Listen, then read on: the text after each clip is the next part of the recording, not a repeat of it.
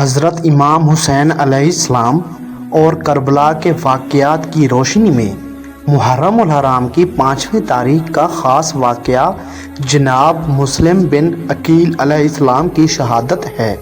حضرت مسلم بن عقیل امام حسین علیہ السلام کے چچا زاد بھائی تھے اور کوفہ کے لوگوں نے امام حسین علیہ السلام کو خط لکھا کہ وہ یزید کی بیعت نہیں کرنا چاہتے اور ان کے ساتھ مل کر ظلم کے خلاف کھڑے ہونا چاہتے ہیں۔ امام حسین علیہ السلام نے مسلم بن عقیل کو کوفہ بھیجا تاکہ وہ حالات کا جائزہ لے اور وہاں کے لوگوں کی حمایت کو یقینی بنائے۔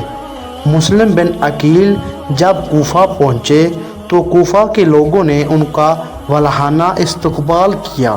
اور ہزاروں کی تعداد میں ان کے ساتھ بیعت کی، لیکن جلد ہی کوفہ کے حالات بدل گئے جب یزید کے گورنر عبید اللہ بن زیاد نے کوفہ پر قبضہ کر لیا اور لوگوں کو ڈرا دھمکا کر مسلم بن عقیل کا ساتھ چھوڑنے پر مجبور کیا۔ 5 محرم الحرام کو مسلم بن عقیل کو گرفتار کر لیا گیا اور عبید اللہ بن زیاد کے حکم پر شہید کر دیا گیا۔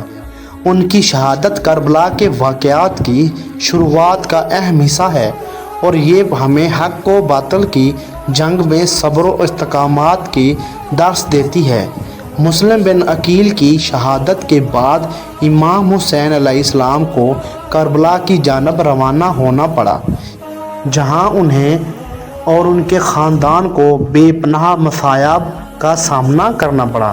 محرم کی 5ویں تاریخ ہمیں جناب مسلم بن عقیل کی قربانی اور ان کے صبر و استقامت کی یاد دلاتی ہے۔